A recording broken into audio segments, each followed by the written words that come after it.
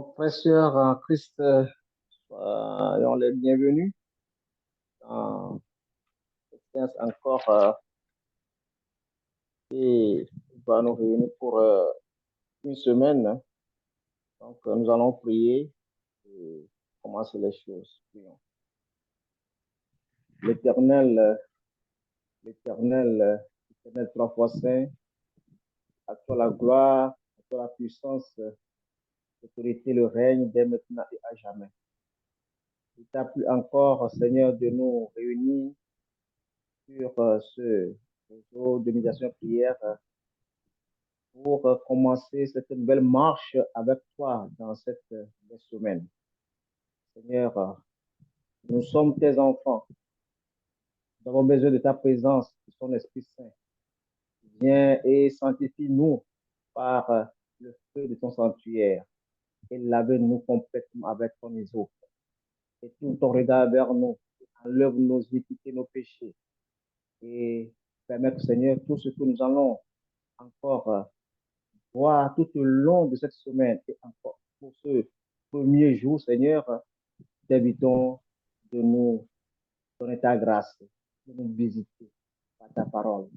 Et ceux qui sont déjà là, Seigneur, te demandent de nous remplir avec ta puissance, ton Esprit Saint, de nous pardonner. Et ceux qui sont en cours de route, Seigneur, qui vont se réveiller, se joindre à nous, te le remettons. Que leur réveil, en fait, ensemble, nous allons voir ce que tu nous as réservé. Nous te remettons aussi le réseau. Seigneur, permets que le réseau soit fluide et que tout peut passer bien pour ta seule gloire. Ne pas oublier notre pasteur Bandé, par lequel tu vas passer pour nous nourrir dans ces jours-ci. Oh Dieu notre Père, merci pour cette initiative. À toi la gloire, la puissance, l'honneur, l'autorité dès maintenant et à jamais. J'ai prié de mettre ces choses au nom puissant de Jésus-Christ. Amen. Amen. Amen. D'accord, pour la partie de louange, nous allons donner la parole à notre sœur bien-aimée Marceline. Merci. Merci. Bonjour à tous et à toutes. Nous allons commencer le moment de prière avec le K111. Hymne et louange K111. Et j'espère qu'il y a des volontaires qui prendre la parole à chanter. Donc, ceux qui le veulent bien peuvent chanter. Chaque personne chante une strophe, ma chère Oui, sœur. c'est ça, chaque personne chante une strophe. D'accord. Ben, je commence. D'accord. Que ta lumière dès le matin luise au bon Père sur mon chemin. Oh, vivifie dès maintenant et sanctifie ton cher enfant. Amen. Sauveur fidèle, livré pour moi, ta voix m'appelle, je viens à toi. À ma faiblesse, pense aujourd'hui, dans la détresse, sois mon appui. Amen. Amen. Les volontaires. Mon âme, jour après jour, la pure flamme de ton amour, qu'elle conduise auprès de toi, la même indécise qui vit sans soi. Amen. Toute ma joie, oh mon sauveur, c'est que l'on voit ton nom vainqueur, c'est que la vie sauvée par toi, enfin s'écrie, je suis. Amen. Amen. Nous allons continuer avec le 394. Contemplez mon Dieu sur son trône, vivre avec Jésus dans le ciel. Jeter à ses pieds ma couronne, c'est là le bonheur éternel. Dans le ciel, dans le ciel, vivre avec Jésus dans le ciel, dans le ciel, dans le ciel, dans le ciel. C'est là le bonheur éternel. Amen. Il m'envoie au chant des anges, béni, loué Emmanuel. Chantez à jamais ses louanges, c'est là le bonheur éternel. Dans le ciel, dans le ciel, vivre avec Jésus dans le ciel, dans le ciel, dans le ciel, dans le ciel. C'est là le bonheur éternel. Amen.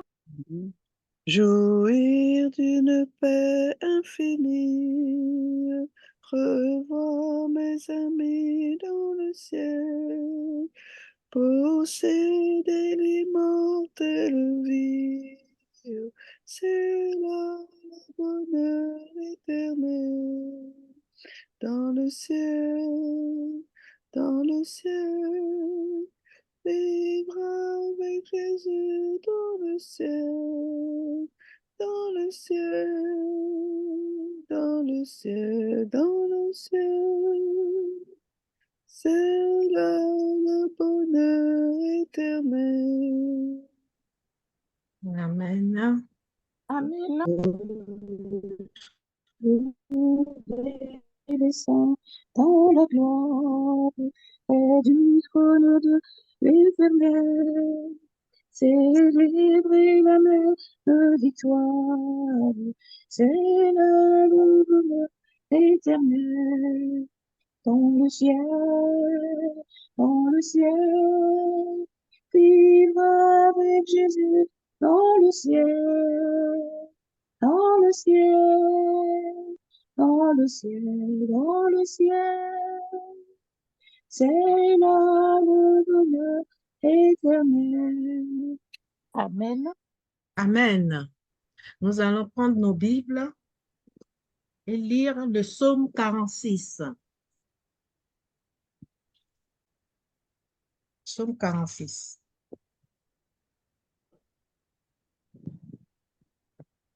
Dieu est pour nous un refuge et un appui, un secours qui ne manque jamais dans la détresse. Amen. Wow. Amen. C'est pourquoi nous sommes sans crainte quand la terre est bouleversée et que les montagnes chancellent au cœur des mers. Amen. Amen. Quand les flots de la mer mugissent, écument, se soulèvent jusqu'à faire trembler les montagnes. Il est un fleuve dont les courants réjouissent la cité de Dieu, les sanctuaires des demeures du Très-Haut. Amen. Amen. Dieu est au milieu d'elle, elle n'est point ébranlée. Dieu la secourt dès l'aube du matin. Amen. Amen. Des nations s'agitent, des royaumes s'ébranlent. Il fait entendre sa voix, la terre se fond d'épouvante. Amen. L'Éternel désormais est avec nous. Le Dieu de Jacob est pour nous une haute retraite. Amen. Venez contempler les œuvres de l'Éternel, les ravages qu'il a opérés sur la terre. Amen. Amen. C'est lui qui a fait cesser les combats jusqu'au bout de la terre. Il a brisé l'arc et il a rompu la lance. Il a consumé par le feu les chars de guerre. Amen. Arrêtez et sachez que je suis Dieu. Je domine sur les nations, je domine sur la terre. Amen. Amen. L'Éternel des armées est avec nous, le Dieu de Jacob est pour nous une haute retraite. Amen. Amen. Amen. Amen. Pasteur Orlando, tu veux bien prier pour qu'on commence la méditation? Prions ensemble. Notre Dieu, notre Père, nous voulons te dire merci pour la vie que tu nous donnes ce matin. Réunis par ce moyen, nous voulons nous instruire par ta parole. Nous voulons humblement du fond de nos cœurs réclamer l'assistance de l'Esprit Saint qui va disposer nos cœurs et collaborer également avec l'orateur de ce matin. Te confions le pasteur Miché, à qui tu vas passer pour nous instruire. Utilise-le comme un instrument et permets que nos cœurs soient touchés. Accorde à chacun d'entre nous une bonne compréhension de ce que tu as pour nous ce matin. Nous avons prié au nom de notre Seigneur Sauveur Jésus-Christ. Amen. Amen. Amen. Amen. D'accord, nous allons donner la parole à notre pasteur Baldé. Certains ne le connaissent pas totalement, donc nous allons lui donner la parole. Et il va se présenter et prend le devant des choses. Amen. Pasteur Baldé, bonne arrivée, bienvenue. Merci, bonjour frères et sœurs, partout où vous êtes, que le Seigneur vous bénisse. Amen. Amen. La plupart d'entre vous venez juste de vous réveiller. Et pour ceux qui sont du côté de l'Amérique du Nord, on se prépare à aller au lit. Donc, nous remercions le Seigneur qui nous permet de pouvoir être unis par la connaissance qui augmente par sa grâce. Alors, dites-moi si vous voyez l'écran. Oui. Oui, pasteur Badé. D'accord. Merci. Je remercie le Seigneur pour une autre opportunité de pouvoir partager et prier avec vous. Ce n'est pas la première fois que je suis sur méditation et prière, donc je connais beaucoup parmi vous. Certains nous ont visités à Marrakech en octobre passé. Certains étaient avec nous aussi en 2018-2019. Certains, c'est par message direct ou indirect. Et de près ou de loin, plus ou moins, nous avons entendu parler des uns et des autres. Alors, depuis le mois de mai, pour ceux qui le savaient, je ne suis plus dans le Maghreb. Je suis affecté aux États-Unis, où je travaille comme le directeur de l'Institut de la liberté en Christ, sur lequel nous travaillons depuis 5-6 ans. Alors,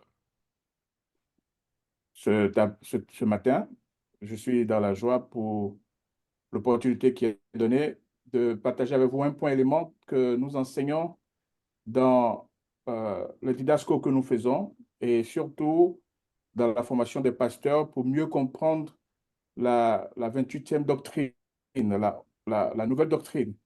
Et le matériel que je vais partager avec vous est plus ou moins, avec quelques ajouts que j'ai faits, quelques adaptations, est tiré du document officiel Ce que croient les adventistes du 7e jour. Donc, si vous avez ce document, vous pouvez revoir certains des éléments que je vais présenter. Aujourd'hui, je ne vais pas donner beaucoup de matériel parce que c'est l'introduction. Je vais essayer d'être un peu direct sur les besoins dont nous avons et peut-être à partir de demain, je vais commencer à donner un peu plus de matériel sur le PowerPoint. Il y aura du contenu dans ce que je vais dire, mais pas sur le PowerPoint. Alors, merci à la sœur Marceline et à son équipe pour cette invitation. La vie chrétienne, c'est comme la croissance d'une plante. Elle a besoin de au moins 7 conditions comme des conditions qui sont requises dans la croissance normale d'une plante ou même d'un être en général, c'est-à-dire une nourriture adéquate, un bon milieu, des soins appropriés, de l'exercice, de l'éducation, la formation et la poursuite d'un idéal dans la vie. Oui, ça fait 7 éléments. J'aurais pu mettre ça pour vous là, mais comme je vous dis, c'est déjà dans le document officiel de l'Église. Donc, si tout ça n'est pas réuni, et ça c'est ce qu'on pourrait appeler des conditions générales. Vous voyez, vous pouvez même donner une forme à une plante en lui mettant un poids sur les branches, en l'adossant à un tuteur pour qu'elle rampe. Vous pouvez lui donner une forme. Et dans des jardins gothiques dans l'Occident, il y avait des jardins avec des fleurs qui étaient vraiment taillées pour rendre les moments qu'on passe dans ces jardins très agréables. Donc, on faisait faire de l'exercice à ces fleurs, à ces plantes. Il fallait une nourriture adéquate, il fallait un bon milieu, il fallait des soins appropriés, de l'exercice. Il fallait même éduquer ces fleurs. Il fallait de la formation. Et on lui donnait un idéal à ces fleurs, à ces plantes. Translatez cela un peu dans le milieu chrétien. Si vous voulez croître, il vous faut une nourriture adéquate, un bon milieu, des soins appropriés, de l'exercice, l'éducation, la formation et la poursuite d'un idéal. Et quand nous lisons dans Jean chapitre 12, le verset 23 à 25,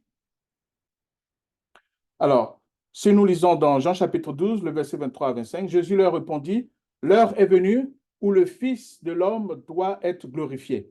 En vérité, je vous le dis, si le grain de blé qui est tombé en terre ne meurt, il reste seul. Mais s'il meurt, il porte beaucoup de fruits. Celui qui aime sa vie la perdra, et celui qui hait sa vie dans ce monde la conservera pour la vie éternelle. » Vous voyez? Donc, en vérité, je vous le dis, si le grain de blé ne tombe en terre et ne meurt, il reste seul, mais s'il meurt, il porte beaucoup de fruits. Donc, l'illustration que la vie commence par la mort est utilisée des plantes. Et Paul pouvait dire, par exemple, dans 1 Corinthiens chapitre 15, le verset 35, « Mais quelqu'un dira, comment les morts ressuscitent-ils » Donc, il voulait argumenter ceux qui rejetaient la résurrection. Donc, lui aussi, il va utiliser l'argument des grains qui meurent. Dans 1 Corinthiens chapitre 15, verset 35, il dit, quelqu'un dira, comment les morts ressuscitent-ils? Et avec quel corps reviennent-ils? Le verset 16, insensé, ce que tu sèmes ne reprend point vie s'il ne meurt.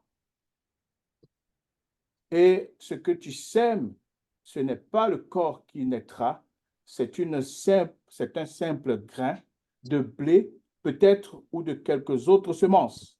Puis Dieu lui donne un corps comme il lui plaît, et à chaque semence, il donne un corps qui lui est propre. Donc, ceux qui veulent discuter de la véracité de la Bible, souvent remettent en question le fait que Jésus ait dit que pour que la graine porte des fruits, il faut qu'elle meure.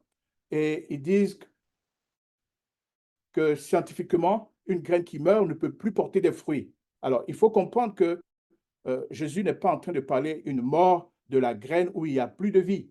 Il est question ici de la graine qui contient le potentiel, c'est-à-dire tout ce qui est matériel génétique, le matériel génétique de la plante. Donc, cette graine cesse d'être une graine pour que la plante qu'elle contient puisse vivre. Donc, si la graine ne cesse pas d'être une graine, la plante qu'elle contient ne peut pas vivre. Hein? Et si vous voyez la petite illustration, la graine, quand vous la jetez d'abord, elle commence par perdre de sa peau, de sa clarté, de sa vivacité. Mais si le sol est approprié, si les conditions requises sont là, d'atmosphère, de température, elle commence à germer. Frères et sœurs, la Bible donc veut illustrer la vie du chrétien à cette étape où on ne peut pas commencer une vie en Christ sans mourir. Nous allons rentrer en détail. Nous allons rentrer en détail rapidement avant que nous ne prenions du temps pour prier, parce que ça, c'est une rencontre de prière. Vous voyez, des touristes sont allés dans un village et ils ont trouvé une jeune dame à qui ils ont demandé, est-ce que de grands hommes sont nés de ce village? Et la jeune dame a dit, ah, allez demander au vieillard qui est assis là-bas. Et quand ils sont allés voir le vieillard, ils ont demandé au vieillard, alors, nous voulons savoir si des hommes importants sont nés dans ce village. Et vous savez ce que le vieillard a dit? Il a dit, de grands hommes importants, je ne sais pas. Mais des bébés, oui. Avec sa sagesse, le vieillard a mis ces touristes qui avaient l'air audacieux, arrogants, qui voulaient savoir à quel nom attribuer l'histoire de ce village, ont été mis devant la réalité. Ces grands hommes dont vous allez parler ont commencé ici tout petits. Ils sont nés d'abord bébés. Chaque graine a l'énorme responsabilité de se transformer en un arbre géant ou en une plante source de vie. N'est-il pas étonnant qu'un arbre aussi grand qu'un immeuble puisse naître d'une toute petite graine? Mais Dieu a mis dans la nature une sagesse inouïe et brillante. Ainsi, la nature sait exactement quand la graine est prête à grandir. Vous voyez, c'est presque inconcevable de la part de certains d'entre nous de comprendre que la nature peut dire à la plante, à la graine, ce n'est pas le bon moment de commencer à germer. Et on parle de dormance de la graine. Donc, la nature peut commander à la plante d'aller dans un état de dormance. Il n'est pas donc question d'une mort littérale de la graine, parce que si une graine meurt, elle ne peut pas pousser. Mais la vie chrétienne commence avec deux morts, deux décès. Le premier décès, c'est la mort de Christ sur la croix. Quand Jésus meurt sur la croix, cette mort dont parle Colossiens chapitre 1, versets 13 à 14, la mort du Christ sur la croix nous offre une vie nouvelle, débarrassée de la domination que Satan voulait avoir. Vous voyez, c'est le paradoxe. Satan voulait à tout prix convaincre Jésus de ne pas mourir pour toi, mon frère, de ne pas mourir pour toi, ma sœur. Donc, quand on parle de la victoire de Jésus à la croix, alors que là, on voit quelqu'un qui perd en puissance, qui perd en renommée, qui perd en autorité, qui perd en prestige, quelqu'un qui est passé de rabbin, de maître, à un vulgaire brigand. Donc, la croix doit être honteux, ignominieux. Mais pour nous, chrétiens, il y a un message derrière. Satan voulait convaincre Jésus de ne pas mourir pour nous. Mais le fait que Jésus ait décidé de mourir pour nous, ça a mis fin à son plan de ne pas avoir une issue de rachat pour les pécheurs que nous sommes. Alléluia. Le Seigneur a résisté à toute cette pression diabolique. Donc, sans la croix, il n'y aurait ni pardon des péchés, ni vie éternelle, ni victoire sur Satan. C'est pourquoi nous devons répéter souvent cette vérité sur le péché. Parce que nous vivons dans un monde qui nie la réalité du péché ou qui reste indifférent face au péché. une jeune fille a été interpellée par un diacre dans son église. Le diacre lui a demandé, est-ce que tu étais pécheresse avant ta conversion? Elle a dit oui. Et le diacre lui demande, alors, depuis ta conversion, est-ce que tu penses que le péché a disparu de ta vie? Et elle a dit au diacre, malheureusement, j'ai l'impression que depuis ma conversion, le péché a multiplié sa facette dans ma vie. Oui, frères et sœurs, le péché est réel. Mais la croix nous rappelle le coût qui a été payé. Le péché est coûteux. Le train du péché est tellement fort et mortel qu'être pardonné du péché et être libéré de son pouvoir et de la culpabilité sont impossibles sans le sang précieux du Christ. Vous voyez, donc la culpabilité que Satan va vous faire avoir chaque fois que vous allez pécher, montrez-lui la croix. Pour que moi je vive, pour que ma mort commence, il a fallu que quelqu'un de plus grand qui t'a vaincu meure d'abord. Ellen White dit, les péchés des hommes pesaient lourdement sur le Christ, qui se sentait écrasé par le sentiment de la colère dont Dieu frappe le péché. Vous voyez, beaucoup de théologiens n'ont pas réussi à expliquer pourquoi il y a la beauté dans la croix. Mais je vais vous dire pourquoi il y a la beauté dans la croix. Pourquoi la croix a un sens important pour le début d'une vie chrétienne, d'une croissance chrétienne. Pourquoi la mort de Jésus marque le début de ce double décès important pour qu'une vie chrétienne commence. Avant de parler de ces caractéristiques de la croissance, pour qu'elle commence. L'une des plus belles peintures du calvaire présente la grande variété des personnes au pied de la croix. Ce n'étaient pas tous des adeptes de Jésus. Les disciples de Jésus eux-mêmes avaient fui. Donc ceux qui étaient à la croix, il y avait les femmes, mais il y avait aussi les soldats romains. Il y avait ceux qui étaient venus pour l'insulter, pour l'injurier, pour se moquer de lui. Donc il y avait une variété de personnes au pied de la croix. Ce n'étaient pas tous des adeptes de Jésus. Tous n'étaient pas des saints.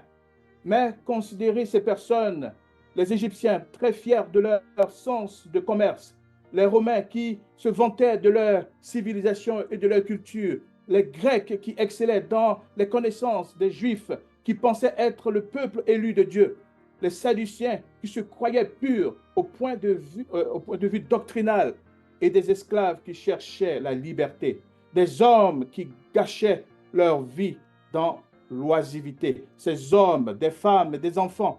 Mais la croix ne fait aucune distinction entre tous ceux qui étaient là. Tous sont jugés pécheurs et la croix leur ouvre le divin sentier de la réconciliation. Au pied de la croix, le terrain est nivelé. Tous sont là ensemble et rien ne les divise. Vous voyez, au pied de la croix, ce n'était pas un hasard que tous ceux-là se soient trouvés là. Ce n'était pas un hasard. C'est pourquoi Jésus est mort, même pour ceux qui ne vont pas l'accepter. De sorte que le jour, ils vont tourner le regard vers lui. Ils seront des fils prodigues. Parce qu'il les a aimés, c'est pourquoi il est mort. Oui, au pied de la croix, l'Orient rencontre l'Occident. Le Nord s'unit au Sud. Les Blancs serrent la main aux Noirs. Vous voyez celui qui a porté la croix de Jésus. Et quelqu'un a dit, c'est parce qu'il se sentait proche de Jésus. Il sentait que Jésus avait beaucoup de similitudes avec eux. Pour ceux qui aiment développer la théorie de Jésus est noir, ça c'est une illustration palpable. Simon de Cyrène a vu en Jésus quelqu'un qui était son frère. Pour vous qui êtes étrangers, bon, je ne sais pas comment ça se passe en France, hein, mais dans certains pays, quand des étrangers se retrouvent, ils se saluent, ils sont très soudés. Donc, ce monsieur qui a porté la croix de Jésus, quelqu'un a dit, qu'il a vu que Jésus était comme son frère, proche de lui, de teint, de culture. Et il a vu que son frère souffrait. Il a voulu aider son frère. Alors, si on débat si Jésus était blanc ou noir, on ne débat pas si Simon de Cyrène était noir. C'est confirmé. Les riches éteignent la main aux pauvres à la croix. La croix les invite tous à la source ensanglantée pour savourer la douceur de la vie, pour partager l'expérience de la grâce et proclamer au monde l'émergence d'une nouvelle vie, la formation d'une nouvelle famille. Éphésiens chapitre 2, le verset 14 à 16. Donc ça, c'est la première mort.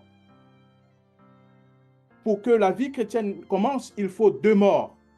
La première, la mort de Christ. À la croix, un objet d'opprobre, devenu un objet d'élévation. C'est vrai, la théologie de la croix est très complexe. Mais retenez cette image simple. Au pied de la croix, toute cette catégorie de personnes était unie. Et ce n'était pas un hasard. Deuxièmement, la mort du moi. Galates chapitre 2, le verset 20 à 21. Quelqu'un pour nous lire ça, s'il vous plaît. Qui veut lire Galates chapitre 2?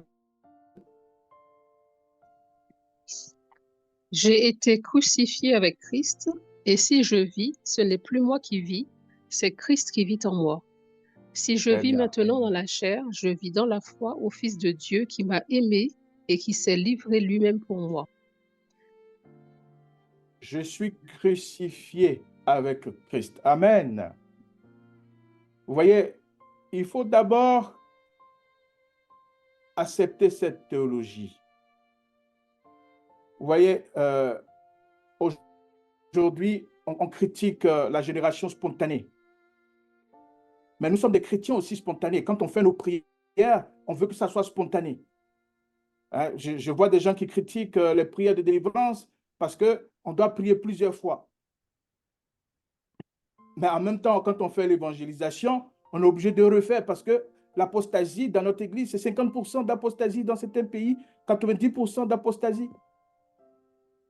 Donc, on doit refaire l'évangélisation dans certains endroits. Mais en même temps, quand on fait l'évangélisation, on visite les gens une seule fois et on veut qu'ils se convertissent immédiatement. Alors que pour que quelqu'un réponde à une invitation, il faut que tu lui répètes cette invitation au moins 13 fois. C'est ce que les études disent. Et nous, on donne l'invitation à quelqu'un une seule fois, deux fois, et on veut que cette personne vienne à notre séminaire.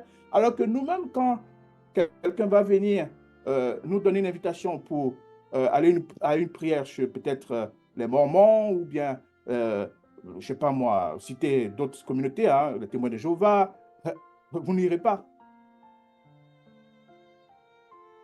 Donc, accepter d'être crucifié, c'est être prêt à désapprendre, c'est-à-dire à mourir. Parce que l'expérience de la croix, c'est une expérience que vous ne pouvez pas connaître. Vous devez être prêt à cet inconnu-là. La vie chrétienne ne commence pas avant la naissance, mais avec la mort. À moins que le moi meure, qu'il soit crucifié, il n'y a pas de nouveau départ. Il faut donc une chirurgie radicale pour extirper le moi. Seule l'action efficace du Saint-Esprit peut produire un tel changement. Oui, c'est pourquoi la leçon d'aujourd'hui nous parle de vivre sous l'influence du Saint-Esprit. C'est très important.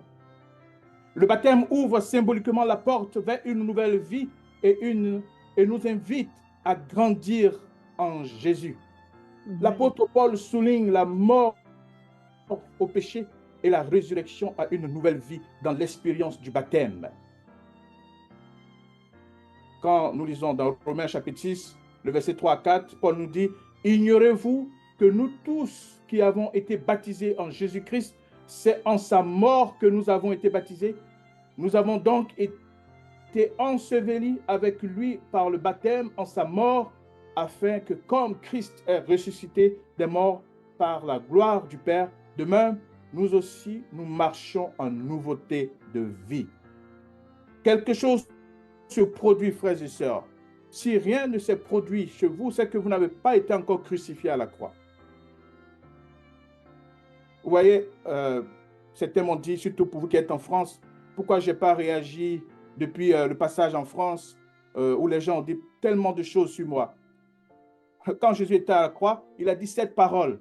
Et l'une de ces paroles, il a dit, Père, pardonne-leur, car ils ne savent pas ce qu'ils font. Quand vous mourrez à la croix, vous n'êtes pas pressé à répondre aux gens. Et après 3 ans, quand j'ai préparé mes réponses pour ces personnes-là, j'ai donné ces réponses à des amis. C'était en lui, ils m'ont dit, non, Pasteur Badé, c'est trop dur. Ils m'ont déconseillé de ne pas poster, et je n'ai pas posté. La lâcheté est remplacée par le courage.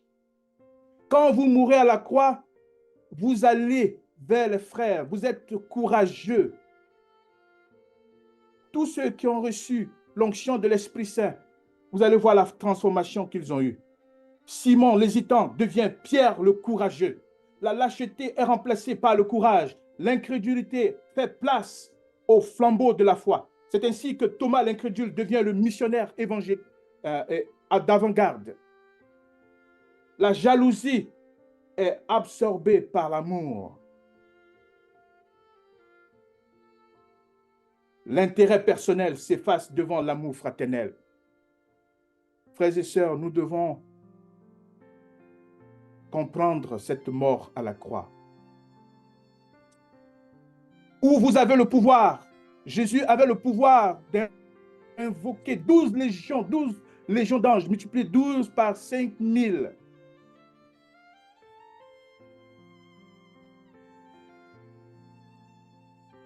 Tous ces esprits qui étaient autour de lui, il les avait déjà vaincus au ciel.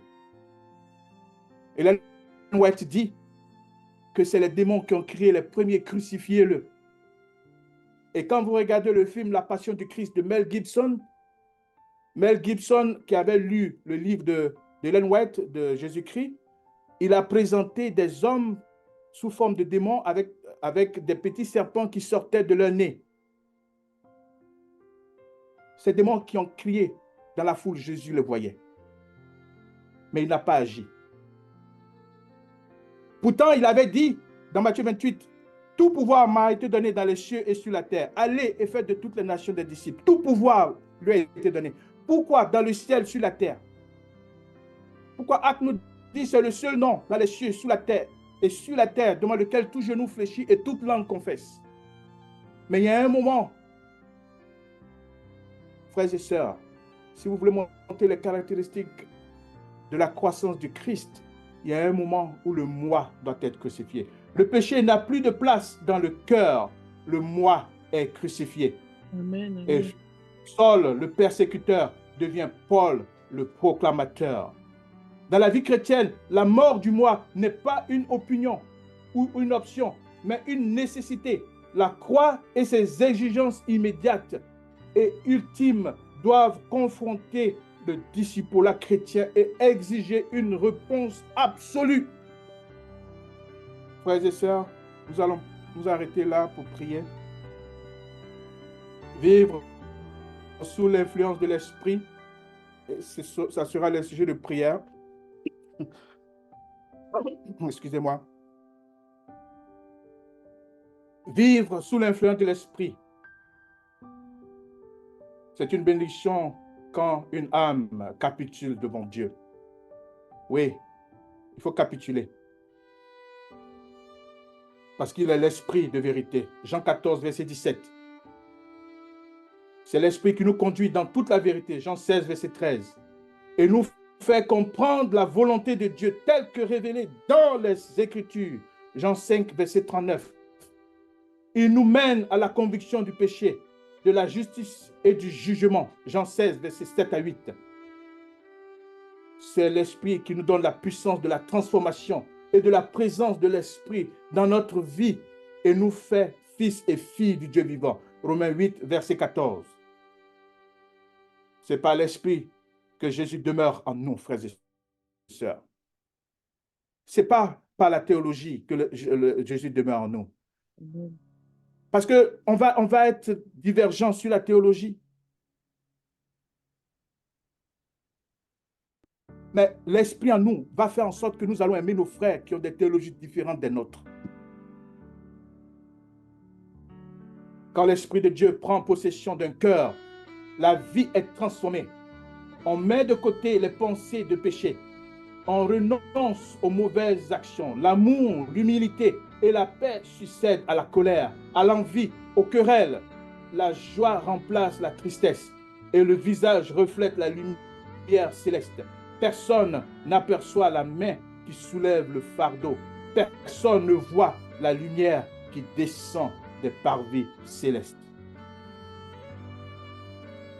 Alors, nous allons prier pour ces sujets-là. Frères et sœurs, 3 personnes vont lire les 3 points qui sont là, que nous allons transformer en sujet de prière.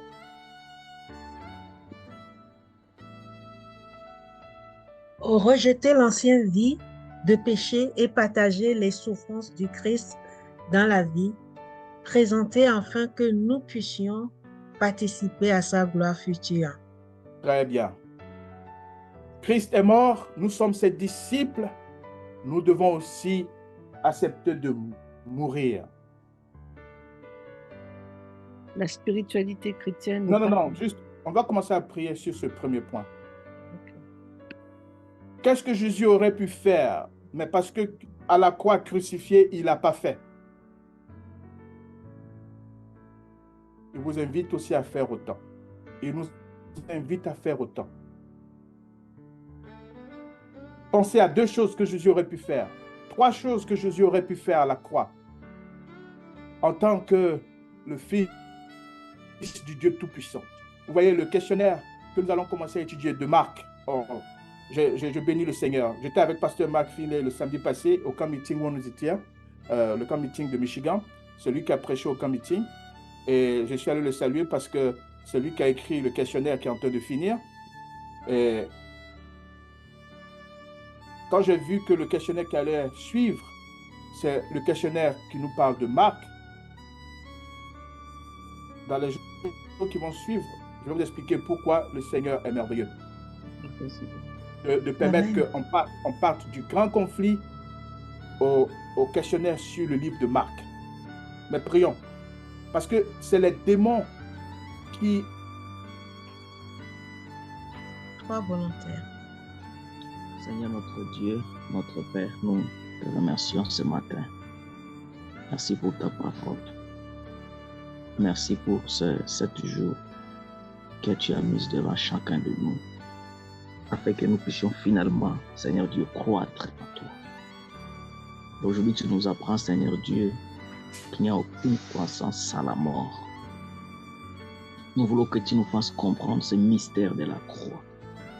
Seigneur, merci parce que si nous sommes à toi, nous devenons de nouvelles créatures. Les choses anciennes sont passées et toutes choses sont devenues nouvelles. Père, c'est toi qui peux commencer à nous cette nouvelle création.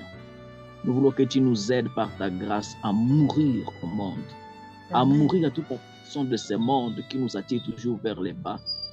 Tu nous montres ce que nous pouvons être, mais nous avons toujours le mot à l'égoïsme qui nous pousse à ne pas t'accorder la première place, qui nous pousse à retomber toujours vers les bas, Seigneur. C'est pourquoi ce matin, nous venons à la croix. Nous voulons, Seigneur, que tu nous aides afin que nous ne puissions plus vivre un ennemi de la croix. Nous avons vaincu comme ennemi de la croix pendant longtemps par notre conduite qui ne t'honore pas et qui ne te glorifie pas. Et ce matin, Seigneur, nous voulons te réclamer d'une façon particulière. Aide chacun de nous. Ce matin, Père, nous voulons venir mourir à la croix, mourir au monde, mourir à toutes ces addictions qui nous tirent vers les bas, mourir, Seigneur, à l'amour du monde. Et nous voulons que tu nous aides, Père, afin que nous puissions t'appartenir pour toujours et marcher à nous et des vies. Nous savons que nous-mêmes ne pouvons rien. Ce n'est ni par la force, ni par la puissance, mais c'est par ton esprit. Nous voulons réclamer encore ton esprit ce matin. Que ton esprit brûle tout le mal à nous, Seigneur. Que ton esprit brise nos cœurs afin que nous puissions désormais vivre pour toi et pour ta gloire. Merci parce que tu le fais à nous maintenant et à jamais. Au nom de Jésus et pour ta gloire. Amen. Amen. Merci, Pasteur Badé est connecté.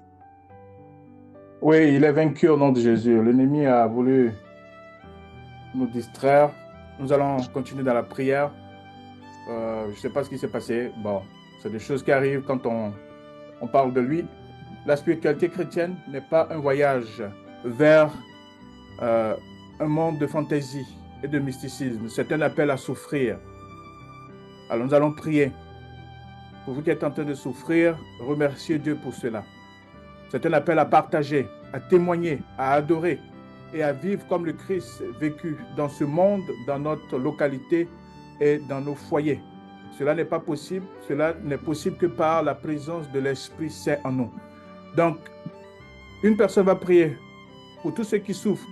Il y a un temps pour tout, frères et sœurs. Jésus n'est jamais pressé, mais il n'est jamais en retard. Ne dites pas que votre souffrance, ça fait déjà trop d'années. Rejetez cette voie de l'ennemi. Donc, si vous voulez aussi croître, l'Esprit ne peut pas venir si vous n'êtes pas en train de partager, si vous n'avez pas un désir de témoigner et d'adorer Dieu. Donc, nous allons prier. Je vais commencer et que ceux qui se sentent inspirés prient immédiatement pour le partage, le témoignage et l'adoration. C'est très important, frères et sœurs. Aujourd'hui, dans nos églises, nous disons par exemple, après l'école du sabbat, passons au culte d'adoration. Comme si l'école du sabbat n'est pas une adoration. Toute cette terminologie-là que nous avons empruntée, nous critiquons Babylone, mais ça, c'est les terminologies des églises apostates. L'école du sabbat, c'est aussi l'adoration. Mais on donne l'impression qu'on vient juste pour étudier et c'est après le culte d'adoration. Hein, le service divin. Comme si l'école du sabbat, Dieu n'est pas présent. Toute cette terminologie doit changer, frères et sœurs. Seigneur, que tu nous aides à t'adorer en esprit et en vérité. Nous avons besoin de comprendre que être le reste, ce n'est pas un vain mot. C'est pourquoi tu as suscité un mouvement. Mais beaucoup pensent qu'ils sont déjà arrivés. Ils sont satisfaits dans une situation de tradition. Alors que toi, tu veux nous appeler à cette vérité présente, dynamique. C'est pourquoi prépare-nous. Il y aura des souffrances. Tous ceux qui veulent vivre pieusement seront persécutés. C'est pourquoi éloigne de nous la souffrance causée par nos défauts de caractère, par nos mauvais choix alimentaires, par nos mauvais choix de conjoint, de travail. Mais alors que nous te prions et que nous voulons crucifier notre moi, Seigneur, que toi tu viennes et que ces fardeaux tombent au pied de la croix. Amen. Et que notre culpabilité à cause de notre désobéissance soit lavée dans le sang précieux de l'agneau. Et que nous soyons comme des tisons arrachés du feu, Seigneur. Que tu nous donnes une nouvelle robe. Que tu nous donnes un nouveau départ, Seigneur. Amen. Que cela commence par le partage avec notre voisin au quotidien. Seigneur, nous avons l'habitude de nous focaliser sur de grandes campagnes, alors que le témoignage, c'est au quotidien. Oh Seigneur, aide-nous à témoigner au quotidien. Amen. Bénis ton peuple qui t'entend ce matin. Si nous voulons croître, nous devons témoigner au quotidien. Cela va nous coûter toutes sortes de terminologies. Nous aurons des noms, nous aurons des étiquettes. Mais donne-nous l'audace que Pierre a eue quand l'Esprit l'a visité. Donne-nous l'audace que Thomas a eue quand l'Esprit l'a visité. Et que nous t'adorions en esprit et en vérité. Et non dans une culture d'une communauté. Seigneur, écoute ton peuple au nom de Jésus. Amen. Amen. Amen. Amen.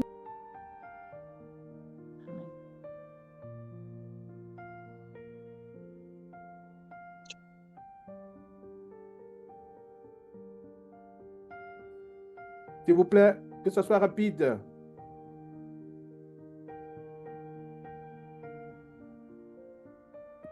Notre Dieu, notre Père, toi le roi des rois et Seigneur des seigneurs, je me joins à la prière de Frère Badé.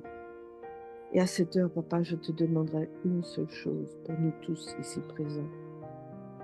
Dans ta parole, tu nous dis que tu ne nous as pas donné un esprit de timidité, mais un esprit de force. Et j'ajouterai, Papa, donne-nous un esprit de maîtrise de soi, que nous soyons maîtres de, que tu sois maître de notre corps tout entier, de notre âme et de notre esprit. Merci, Père, de nous diriger. Merci, Père, et que nous puissions commencer une nouvelle journée, une nouvelle vie à partir d'aujourd'hui, avec cette pensée que tu ne nous as pas donné un esprit de timidité, mais un esprit de force. Et grâce à toi, nous aurons cet esprit de force. Grâce à ton Esprit Saint, cette influence et une bonne maîtrise de soi. Et que nous puissions le répéter chaque jour qui vient. Au nom de Jésus, je t'ai prié. Amen. Amen. Nous allons terminer avec le dernier point. Frères et sœurs, s'il y a des temps de pause entre les prières, ça montre que nous ne sommes pas dans une dynamique de la prière. La prière de Jésus était que, tout en étant dans le monde, nous ne soyons pas du monde. Nous devons vivre dans le monde. C'est notre habitat. C'est la scène de notre mission.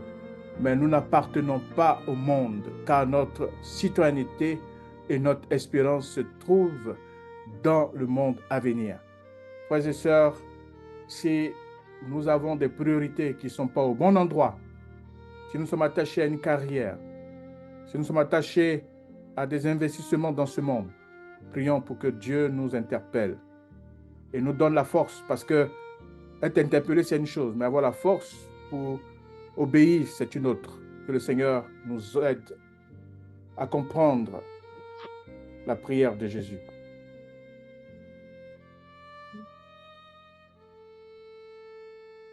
Éternel Dieu Tout-Puissant, Créateur du ciel et de la terre, nous voulons te remercier pour la grâce que tu nous fais ce matin de se dévoiler encore pour nous.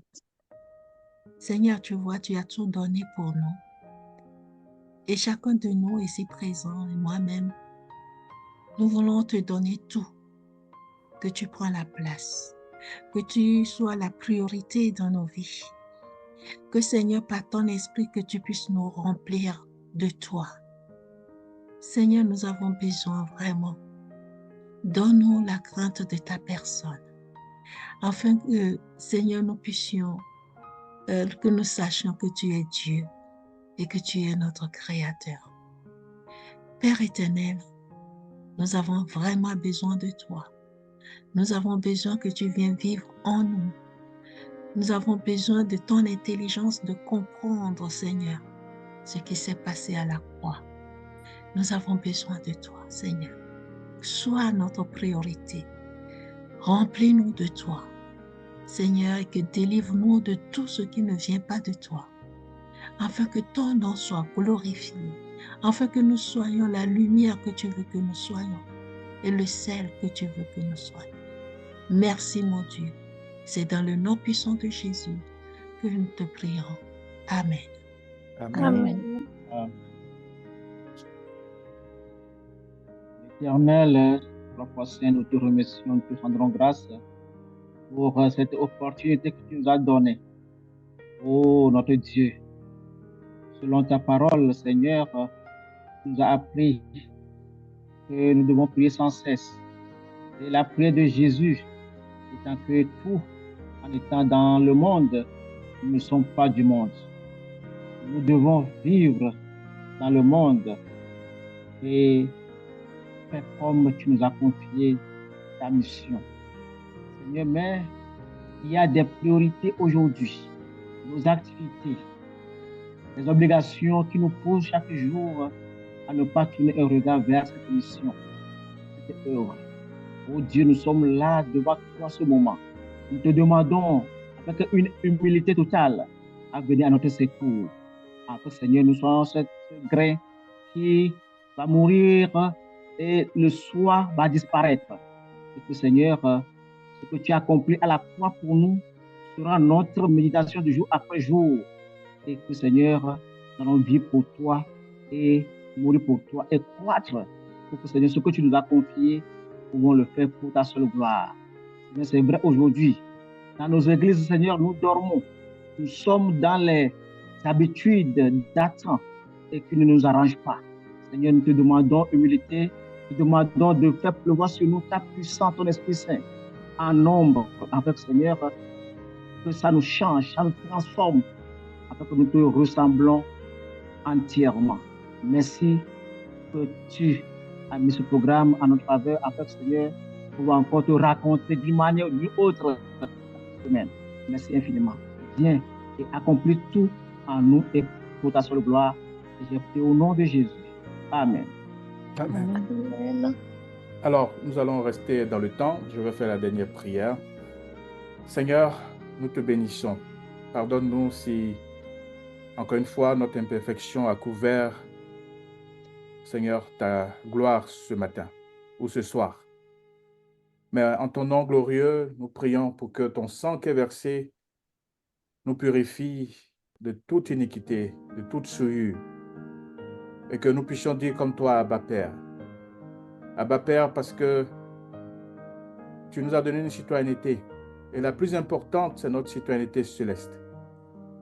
Notre citoyenneté terrestre passera. C'est pourquoi ne nous laisse pas nous attacher à quelque chose d'éphémère, à tout faire pour avoir une nationalité dans un pays. Et nous sommes focalisés sur le processus. Et nous ne prions pas pour, Seigneur, la mission. Nous sommes focalisés sur un emploi qui permettra à mettre notre famille, nos enfants à l'aise. Et nous ne sommes pas généreux. Nous ne faisons pas des dons sacrificiels. Alors que toi, ton sacrifice pour nous racheter a eu un grand prix. Seigneur, ne permets pas que nous fassions des dons qui n'ont pas de coût. C'est pourquoi, au nom de Jésus, que nous crucifions notre moi, notre regard sur notre gain, notre présence, notre apparence, notre regard sur notre famille. Tu nous as dit, si nous aimons notre père ou notre mère plus que toi, nous ne sommes pas dignes de toi. Alors que nous avons mis la main à la charrue, Seigneur, oh, que nous ne regardons point en arrière. Mais cette main ne pourra rester à cette charrue que si toi, tu la tiens avec nous. Seigneur, ramène-nous comme tu as ramené Simon-Pierre. Convainc-nous comme tu as convaincu Thomas. Transforme-nous comme tu as transformé Paul. Seigneur, nous voulons te servir en esprit et en vérité. Bénis ton peuple ce soir et ce matin. Et que ton esprit prenne le contrôle de notre appétit, prenne le contrôle de nos regards. Là où nous dépensions plus, Seigneur, avec nos cartes de crédit, avec nos cartes de débit, Seigneur, permets que tout cela te soit présenté à la croix. Amen. Rebaptise-nous ce matin, rebaptise-nous ce soir, et que nous naissions une nouvelle créature. Que nos voisins sentent ce nouveau départ, notre conjoint sente ce nouveau départ, et que toute l'honneur et la gloire te reviennent.